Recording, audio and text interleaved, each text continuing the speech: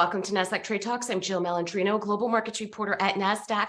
Joining me for this segment, we have Paul Schroeder, QQQ Equity Product Strategist at Invesco, to discuss what's been driving weekly outperformance in the Nasdaq-100. Paul, it's great to see you as always. Welcome back to Trade Talks. Thanks for having me, Jill. All right, you got it. And how did QQQ perform last week? Give us some of the highlights. Yeah, sure. So QQQ was up about 6.5% last week. It was the largest weekly gain that we've seen within the ETF so far this year. It's now trading around the same level that we saw in the middle of August, effectively making up a lot of the losses that we saw in September and October.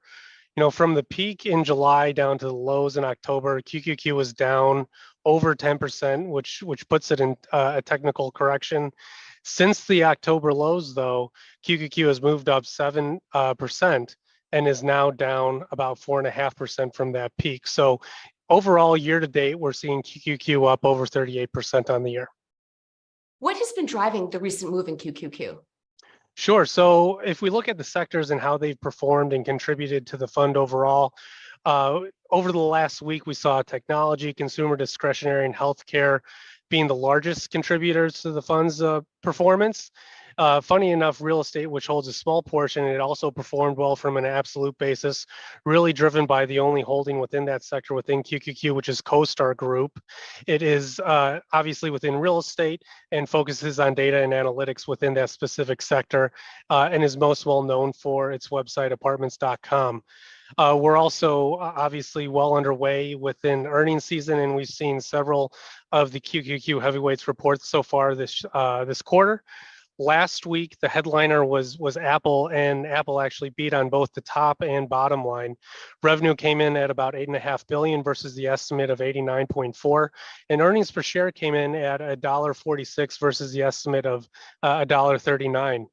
iPhone revenue came in slightly above expectation, but keep in mind that number only contains a few weeks of the new model sales since it just went on sale at the beginning of October. Really, with the Q4 earnings, we'll get a clearer picture of where the iPhone 15 sales fall and whether or not it will be a boom or bust for Apple overall. This will be the first quarter that we'll have the one full quarter along with the holiday season, which is obviously very important from a revenue perspective. You know, but despite the beat that we saw with Apple on both the top and bottom line, Apple actually traded down after the announcement came through, and that was really driven by the revenue results that came out of China. Revenue out of China came in below expectation at 15 billion. The street was expecting 17 billion, and really people are attributing that miss to the recent crackdowns and restrictions that certain Chinese government employees have with what devices they can have in the workplace. But interestingly enough, you know, as we see Apple announce earnings in a typical quarter, the market usually tends to follow.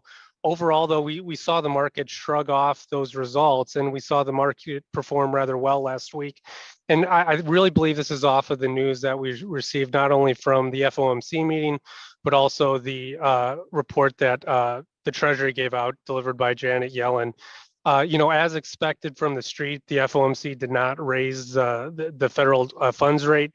So the target, the upper band of it, remained around 5.5%. And I think, as expected, the messaging from Jerome Powell,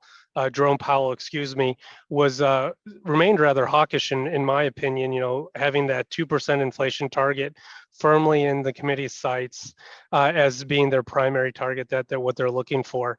But really, what I think took the street by surprise was what Janet Yellen stated, and that future bond sales will be focusing on the shorter end of the curve in the shorter duration. So combine those two things, we saw yields drop quite a bit last week. And what we've seen here as of late is correlations with yields and equities has been in negative territory, where traditionally they've been positively correlated. So as we've seen yields fall, we've seen stock rise. And I think we could really view that as the primary driver of the strong performance we saw last week. And finally, Paul, from a technicals perspective, what price levels are of interest? Sure. So currently today, right now, we're seeing QQQ trade on the upper end of the recent trend channel that's been in place since the middle of July, which is around $368 a share. With the recent moves up, if we take a look at RSI and stochastics, they're well out of the oversold territory. But they're also implying that the move that we've seen here over the last week could continue to run up. So the huge moves that we saw last week, we saw QQQ actually gap up specific price levels, which is a bullish sign. It gapped up above the 20-day moving average along with the 50-day moving average. So to the upside, I would expect traders to pay closer attention to the 373 to $378 range on Qs. With all that being said, though, there's still a lot of macroeconomic uncertainty along with heightened geopolitical risk. So another thing that I'd like to add is that when you see prices gap up or down, you generally tend to see those gaps get filled. So I would expect the shorter term moving averages to be levels of interest.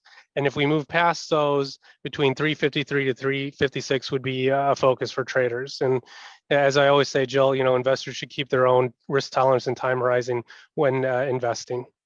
All right, Paul, appreciate the insight as always. Thanks for joining us on Trade Talks. I'm Jill Malandrino, Global Markets Reporter at Nasdaq.